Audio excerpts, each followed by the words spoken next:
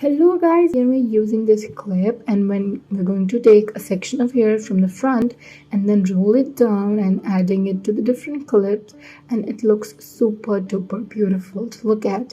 In the next one, again we're using a ponytail and then push it over a little, adding a rubber band and doing just as exact same in the video to make our bun very fun and not simple this time. We're going to make it look very fun.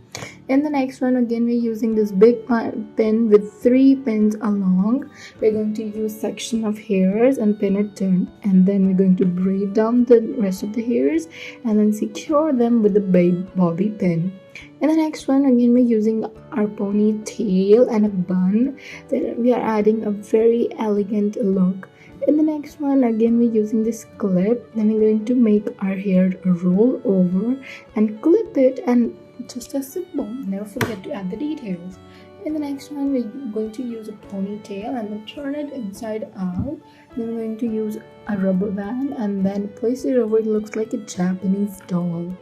In the next one, again we're using this Japanese pin to make a low bun looks very easy and easy to go. In the next one, we're going to use a half tie and then we're going to make a ponytail from the rest of the hairs, adding a bobby pin, and it looks like very pretty, and adding our hairpin. Thank you guys for watching.